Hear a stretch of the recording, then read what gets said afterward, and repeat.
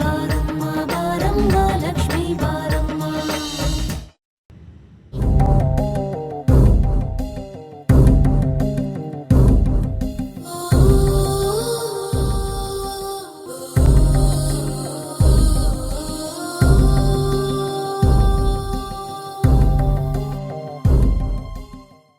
ಚಂದು,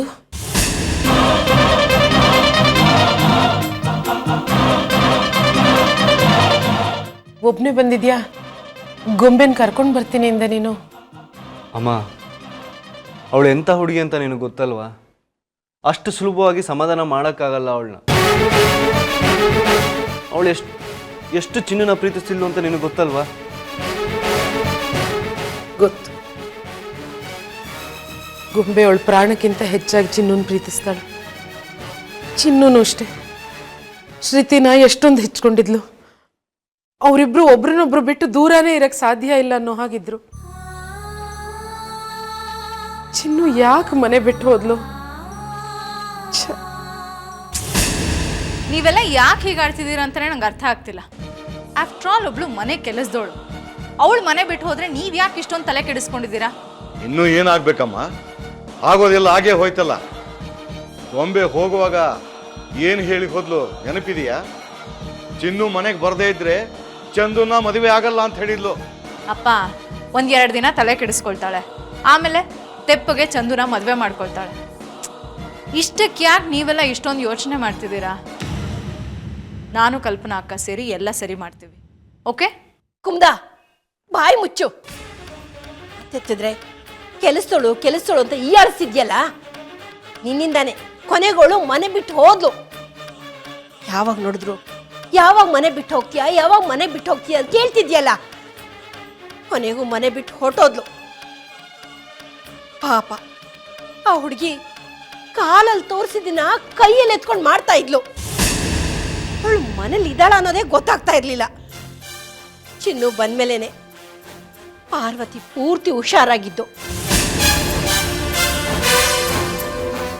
ನಿಮ್ಮಪ್ಪ ಹೇಳೋದು ಸರಿ ಕಣೆ, ವಯಸ್ಸಾಗಿರೋ ಮಗಳನ್ನ ಮದುವೆ ಮಾಡದೆ ಮನೇಲಿ ಇಟ್ಕೊಂಡ್ರೆ ಆಗ್ಬಾರ್ದೆ ಆಗುತ್ತೆ ಅಂತ. ಲಕ್ಷ್ಮಿ, ಊಟ ಮಾಡು. ಏಡ ಸುನೀತಕ್ಕ, ಊಟ ಮಾಡದೆ ಹೀಗೆ ಸುಮ್ಮನೆ ಕೂತ್ಕೊಂಡಿದ್ರೆ ಸಮಸ್ಯೆ ಬಗೆಹರಿಯುತ್ತೆ ಅಂತ ನಿಮ್ಮ ತಾತಮ್ಮ ಹೇಳಿದ್ರಾ? ಅದು ಹಂಗಲ್ಲ ಸುನೀತಕ್ಕ, ದುಡಿದೆ ಕುಂತ್ಕೊಂಡು ತಿನ್ನಬಾರ್ದು ಅಂತ ನನ್ನ ತಾತಮ್ಮ ಹೇಳಿತ್ತು. ಅಕ್ಕ, ನನಗೆ ಕೆಲಸ ಕೊಡಿಸು ಅಂತ ಹೇಳಿದ್ನಲ್ಲ, ಏನಾಯಿತು? ಈಗಿನ ಕಾಲದಲ್ಲಿ ಕೆಲಸ ಸಿಗೋದು ಅಷ್ಟು ಸುಲಭ ಅಲ್ಲ ಲಕ್ಷ್ಮಿ. ನಾನು 2-3 ಕಡೆ ಕೇಳಿದ್ದೀನಿ. ಮೈಸೂರಲ್ಲಿ ಯಾರೋ ವಯಸ್ಸಾದ ಗಂಡ ಹೆಂಡತಿ ಇದ್ದಾರಂತೆ. ಅವ್ರ 3 ಜನ ಮಕ್ಕಳು ಅಮೇರಿಕಾದಲ್ಲಿದ್ದಾರಂತೆ. ಅವ್ರನ್ನ ನೋಡ್ಕೊಳ್ಳೋದಕ್ಕೆ ಯಾರಾದರೂ ಬೇಕು ಅಂತ ಹೇಳ್ತಾ ಇದ್ರು. ಆದರೆ ನಾನು ನೋಡ್ಕೊಳ್ತೀನಿ ಸುನೀತಕ್ಕ, ಹುಚ್ಚಿದ ತಂದೆ ತಾಯಿಗಿಂತ ಚೆಂದಾಗಿ ನೋಡ್ಕೊಳ್ತೀನಿ. ಅಕ್ಕ, ಹೆಂಗಾದರೂ ಮಾಡಿ ನಂಗೆ ಆ ಕೆಲಸ ಕೊಡಿಸು. ನೋಡು ಲಕ್ಷ್ಮಿ, ಚಿಕ್ಕ ಹುಡುಗಿರಿಗೆ ಕೆಲಸ ಕೊಡೋದಕ್ಕೆ ಹಿಂದೆ ಮುಂದೆ ನೋಡಲ್ಲ. ಅದೇ ವಯಸ್ಸಾದವ್ರಿಗೆ ಕೆಲಸ ಕೊಡೋಕ್ಕೂ ಹಿಂದೆ ಮುಂದೆ ನೋಡಲ್ಲ. ನಿನ್ನ ವಯಸ್ಸಿನ ಹುಡುಗಿರಿಗೆ, ಅದರಲ್ಲೂ ಅನಾಥ ಹುಡುಗಿ ಅಂತ ಗೊತ್ತಾದರೆ ಕೆಲಸ ಕೊಡೋದಕ್ಕೆ ಹಿಂದೆ ಮುಂದೆ ನೋಡ್ತಾರೆ. ಯಾಕೆ? ನೀನು ಎಷ್ಟು ಅಮಾಯಕಳು ಲಕ್ಷ್ಮಿ. ನಿನಗೆ ಈ ಲೋಕದ ರೀತಿ ನೀತಿನೇ ಗೊತ್ತಿಲ್ಲ. ಯಾಕಕ್ಕ ಅಂತ ಕೇಳಿದ್ರೆ ಅದಕ್ಕೆ ನಾನು ಏನು ಉತ್ತರ ಹೇಳಲಿ? ಈ ಲೋಕದಲ್ಲಿ ಯಾರನ್ನು ಅಷ್ಟು ಸುಲಭವಾಗಿ ನಂಬೋದಿಲ್ಲ. ನೀನು ಯಾಕಕ್ಕ ಅಂತ ಕೇಳಿದ ಪ್ರಶ್ನೆಗೆ ನನ್ನ ಹತ್ರ ಇರೋ ಉತ್ತರ ಇದೆ. ಮನೆ ಮಗಳಿಗಿಂತ ಮನೆ ಕೆಲಸದೊಳೆ ಹೆಚ್ಚಾಗ್ಬಿಟ್ಲಪ್ಪ. ನನಗೆ ಜೀವನದಲ್ಲಿ ಬೇರೆ ಯಾವ ಆಸೆನೂ ಇರಲಿಲ್ಲ. ನನ್ನ ಮೊಮ್ಮಗನ್ನ ಮದುವೆ ಆಗೋದನ್ನ ಕಣ್ ತುಂಬ ನೋಡಿ ಕಣ್ಣು ಮುಚ್ಚಬೇಕು ಅನ್ಕೊಂಡಿದ್ದೆ. ನನ್ನ ಆಸೆಗೆಲ್ಲ ಕಲ್ಲು ಹಾಕ್ಬಿಟ್ಟಿಯಲ್ಲೇ. ಅಜ್ಜಿ, ಕುಮುದತ್ತೆ, ಏನಾಗಿದೆ ನಿಮ್ಗೆಲ್ಲ? ಯಾಕೆ ಹೀಗಾಡ್ತಿದ್ದೀರಾ? ಚಿನ್ನು ಎಲ್ಲಾದ್ರೂ ಇರಲಿ, ಅವಳನ್ನ ವಾಪಸ್ ಕರ್ಕೊಂಬರೋ ಜವಾಬ್ದಾರಿ ನಂದು. ಶ್ರುತಿನ ನಾನೇ ಕನ್ವಿನ್ಸ್ ಮಾಡ್ತೀನಿ, ಆಯ್ತಾ? ತಾತ, ಯಾಕೆ ತಾತ ಇಷ್ಟೊಂದು ಬೇಜಾರು ಮಾಡ್ಕೊಂಡಿದ್ದೀರಾ? ಅಜ್ಜಿನ ಕರ್ಕೊಂಡೋಗಿ ಸಮಾಧಾನ ಮಾಡಿ ಫಸ್ಟ್. ಇಲ್ಲದೆ ಹೋದ್ರೆ ಆಡಿದ ಮಾತೆ ಮತ್ತೆ ಮತ್ತೆ ಆಡ್ತಾ ಇರ್ತಾರೆ. ಹೋಗಜ್ಜಿ, ಇನ್ನು ಮೊಮ್ಮಗಳನ್ನ ಮದುವೆ ಆಗೋದು ನಾನೇ.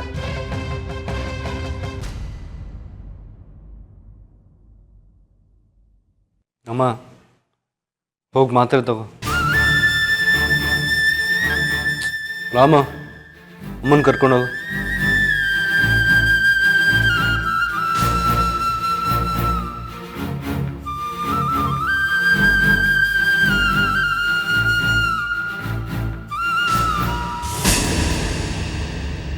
ನೋಡು ಚಂದು, ಮನೆಯವರೆಲ್ಲರೂ ಸೇರಿ ಅವಳು ಮನೆ ಬಿಟ್ಟು ಹೋಗೋದಕ್ಕೆ ಕಾರಣ ನಾನು ಅಂತ ನನ್ನ ತಲೆ ಕಟ್ಟಿದ್ದಾರೆ.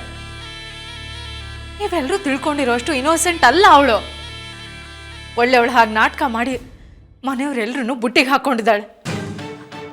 ಅವಳಿಂಥ ನಾಟಕದವಳು ಅಂತ ನನಗೆ ಚೆನ್ನಾಗಿ ಗೊತ್ತು ಚಂದು. ಒಳ್ಳೆಯವ್ರು ಯಾರು, ಕೆಟ್ಟವ್ರು ಯಾರು, ಯಾವ್ದು ಒಳ್ಳೇದು ಯಾವ್ದು ಕೆಟ್ಟದು, ಸುಳ್ಳು ಯಾವುದು ನಿಜ ಯಾವುದು ಅಂತ ತಿಳಿದೇ ಇರೋ ಅಮಾಯಕ ನಾನಲ್ಲ. ಈ ಮನೇಲಿ ಏನು ನಡೀತಿದೆ ಅಂತ ನನಗೆ ಚೆನ್ನಾಗೇ ಗೊತ್ತಿದೆ. ನಿನಗೆ ನನ್ನ ಮೇಲೆ ಅನುಮಾನ ಇಲ್ಲ ಅಲ್ವಾ ಚಂದು? ನೀನು ನನ್ನ ಮಾತುಗಳನ್ನ ನಂಬ್ತೀಯ ತಾನೆ? ನಾನು ಚಿನ್ನೂನ ಕೇಳಿದಿಷ್ಟೇ, ಅದಕ್ಕೆ ಹುಷಾರಾದ್ರಲ್ವಾ ನೀನು ವಾಪಸ್ ಊರಿಗೆ ಹೊರಟೋಗ್ತೀಯ ಅಂತ. ಅದಕ್ಕೆ ಅವಳು ನಾನು ಯೋಚನೆ ಮಾಡ್ತಾ ಇದ್ದೀನಿ ಅಂತ ಹೇಳಲ್ಲು. ನಾನು ಕೇಳಿದ್ರಲ್ಲಿ ಏನಾದ್ರು ತಪ್ಪಿದೆಯಾ ಚಂದು? ಅವಳು ಮನೆ ಬಿಟ್ಟು ಹೋಗೋದಕ್ಕೆ ನಾನು ಕಾರಣ ಅಲ್ಲ, ಅದಕ್ಕೆ ನಾನಾ ಕಾರಣಗಳಿವೆ ಚಂದು. ಬಿಡಿ ಕುಮ್ದತ್ತೆ, ಅದ್ರ ಬಗ್ಗೆ ಯಾಕೆ ಯೋಚನೆ ಮಾಡ್ತೀರ? ಏನಾಗಬಾರ್ದಿತ್ತೋ ಅದಂತೂ ನಡೆದೋಗಿದೆ. ಆ ತಪ್ಪನ್ನ ಈಗ ಸರಿ ಮಾಡ್ಬೋದಷ್ಟೆ. ಬೇರೆಯವ್ರು ತಪ್ಪು ಮಾಡಿದಾಗ ನಾವೇ ಸಹಿಸ್ಕೊಂಡು ಸರಿ ಮಾಡಿಕೊಂಡು ಅನುಸರಿಸ್ಕೊಂಡು ಹೋಗ್ಬೇಕಲ್ವಾ? ಅವಾಗಲೇ ಎಲ್ಲರೂ ಸುಖವಾಗಿರೋಕ್ಕೆ ಸಾಧ್ಯ.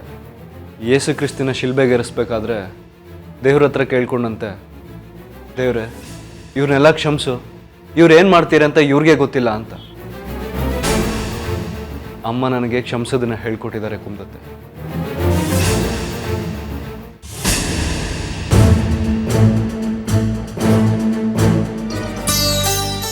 ಲಕ್ಷ್ಮಿ, ನಾನು ಡ್ಯೂಟಿಗೆ ಹೋಗಿ ಬರ್ತೀನಿ, ಮನೆ ಕಡೆ ಹುಷಾರು. ಸುನೀತಕ್ಕ, ನೀನೇನೋ ಕೆಲ್ಸಕ್ಕೆ ಹೊಂಟೋಯ್ತ್ಯಾ? ನಾನಿನ್ನೂ ಎಷ್ಟು ದಿನ ಅಂತ ಹಿಂಗೆ ಮನೆಗೆ ಕೂತಿರ್ಲಿ? ದಯವಿಟ್ಟು ನಂಗೊಂದು ಕೆಲಸ ಕೊಡಿಸು ಸುನೀತಕ್ಕ. ನಾನು ಯಾವ ಕೆಲಸನಾದರೂ ಮಾಡ್ತೀನಿ.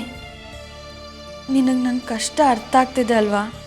ನೀನು ಕೇಳಿದ ತಕ್ಷಣ ಕೆಲಸ ಸಿಗಲ್ಲ ಲಕ್ಷ್ಮಿ. ಹೀಗೆ ಪಾತ್ರೆ ತೊಳ್ಕೊಂಡು ಬಟ್ಟೆ ಹೊಕ್ಕೊಂಡು ಎಷ್ಟು ದಿನ ಅಂತ ಇರ್ತೀಯ? ನಿನಗೆ ನಿನ್ನ ಗಂಡನ ಜೊತೆ ಇರಬೇಕು, ಅವ್ರ ಜೊತೆನೇ ಬದುಕಬೇಕು ಅಂತ ಅನ್ಸೋದಿಲ್ವಾ? ಇಲ್ಲ ಅಕ್ಕ, ಆ ಕನಸು ಹುಟ್ಟೋಕ್ಕೂ ಮೊದಲೇ ಸತ್ತು ಹೋಯ್ತು. ನನ್ನ ಗಂಡಂಗೆ ನಾನು ಯಾವತ್ತೂ ಹೆಂಡತಿ ಆಗಿರಲಿಲ್ಲ, ಅವ್ರು ಯಾವತ್ತೂ ನನಗೆ ಗಂಡ ಆಗಿರಲಿಲ್ಲ. ಅವ್ರು ನನಗೆ ತಾಳಿ ಕಟ್ಟಿದ ಕಾರಣನೇ ಬೇರೆ, ನಾನು ತಾಳಿ ಕಟ್ಟಿಸ್ಕೊಂಡಿದ್ದ ಕಾರಣನೇ ಬೇರೆ. ಈಗಾಗಲೇ ನಾನು ನಿಂಗೆಲ್ಲ ವಿಷಯ ಹೇಳಿದ್ದೀನಲ್ಲ ಅಕ್ಕ, ತಿರ್ಗಾ ಯಾಕೆ ಪ್ರಶ್ನೆ ಕೇಳ್ತಾ ಇದ್ಯಾ? ನೀನು ಜೀವನದ ಬಗ್ಗೆ ನಂಬಿಕೆ ಕಳ್ಕೊಂಬಿಟ್ಟಿದ್ಯಾ ಲಕ್ಷ್ಮಿ, ಅದಕ್ಕೆ ಹೀಗೆಲ್ಲ ಮಾತಾಡ್ತಾ ಇದೆಯಾ? ಅಕಸ್ಮಾತ್ ನಾಳೆ ನಿನ್ನ ಗಂಡ ನಿನ್ನನ್ನು ಹುಡ್ಕೊಂಡು ಬಂದು ಬಾ ನನ್ನ ಜೊತೆ ಬದುಕು ಅಂತ ಕರೆದ್ರೆ ಆಗೇನು ಮಾಡ್ತೀಯಾ? ನನಗದೇ ಭಯ ಸುನೀತಕ್ಕ. ಅವ್ರು ನನ್ನ ಹುಡ್ಕೊಂಡು ಬರ್ತಾರೆ. ಶ್ರುತಿ ಅಕ್ಕ ನನ್ನ ಹುಡ್ಕೊಂಡು ಇಲ್ಲಿಗೆ ಬಂದೇ ಬರ್ತಾಳೆ. ಹಂಗಾಗಬಾರ್ದು ಸುನೀತಕ್ಕ. ನಾನು ಯಾಕೆ ನಿನಗಷ್ಟೊಂದು ಒತ್ತಾಯ ಮಾಡ್ತಾ ಇದ್ದೀನಿ ಹೇಳು? ನನಗೊಂದು ಕೆಲಸ ಕೊಡಿಸು ಅಂತ. ಅವ್ರು ಇಲ್ಲಿಗೆ ಬರೋದಕ್ಕೂ ಮೊದಲೇ ನಾನು ಇಲ್ಲಿಂದ ಹೊರಟೋಗ್ಬೇಕು ಸುನೀತಕ್ಕ. ನೀನು ಯಾಕೆ ಹೋಗಬೇಕು? ನಿನ್ನ ಗಂಡ ಅವ್ರ ಹೆಂಡ್ತಿನ ಹುಡ್ಕೊಂಡು ಬರದೇ ಇರ್ಬೋದು, ಆದರೆ ಮನೆ ಕೆಲಸದವಳನ್ನ ವಾಪಸ್ ಕರ್ಕೊಂಡು ಹೋಗಕ್ಕೆ ಬಂದರೆ, ಒಂದು ವೇಳೆ ನಿನ್ನ ಅಕ್ಕ ತಂಗಿನ ಹುಡ್ಕೊಂಡು ಬಂದರೆ? ಸುನೀತಕ್ಕ, ಅರ್ಥ ಮಾಡ್ಕೊ. ನನ್ನ ಗಂಡ ಅವ್ರ ಹೆಂಡ್ತಿನ ಕರ್ಕೊಂಡು ಹೋಗೋದಕ್ಕೆ ಬಂದರೂ ಒಂದೇ, ಆ ಮನೆ ಕೆಲಸದವಳನ್ನ ಕರ್ಕೊಂಡು ಹೋಗೋದಕ್ಕೆ ಬಂದರೂ ಒಂದೇ. ಅದರಿಂದ ನನ್ನ ಅಕ್ಕನ ಜೀವನ ಹಾಳಾಗುತ್ತಷ್ಟೆ. ನಾನು ಯಾವ ಕಾರಣದಿಂದ ಆ ಮನೆ ಬಿಟ್ಟು ಬಂದಿದ್ದೀನೋ, ನೀನು ಯಾಕೆ ಅದ್ರ ಬಗ್ಗೆನೇ ಮಾತಾಡ್ತಾ ಇದೆಯಾ? ಲಕ್ಷ್ಮಿ, ನೀನು ಒಳ್ಳೆಯವಳೋ ಮೂರ್ಖಳೋ ನನಗೊಂದು ಅರ್ಥ ಆಗ್ತಾ ಇಲ್ಲ. ಆದರೆ ಈಗ ನೀನಿರೋ ಮನಸ್ಥಿತಿಲಿ ನಿನ್ನನ್ನು ಒಬ್ಬಳನ್ನೇ ಬಿಟ್ಟು ಹೋಗೋಕ್ಕೆ ನನಗೆ ಮನಸ್ಸೇ ಬರ್ತಾ ಇಲ್ಲ. ನಾನೊಂದು ಕೆಲಸ ಮಾಡ್ತೀನಿ, ಹಾಸ್ಪಿಟ್ಲಿಗೆ ಫೋನ್ ಮಾಡಿಬಿಟ್ಟು ನಾನು ನೈಟ್ ಡ್ಯೂಟಿಗೆ ಬರ್ತೀನಿ ಅಂತ ಹೇಳ್ತೀನಿ. ಹಾಗೆ ನನ್ನ ಫ್ರೆಂಡ್ ಹತ್ರ ಹೋಗಿ ನಿನ್ನ ಕೆಲಸದ ಬಗ್ಗೆ ಇನ್ನೊಂದು ಸಲ ಕೇಳ್ಕೊಂಡು ಬರ್ತೀನಿ.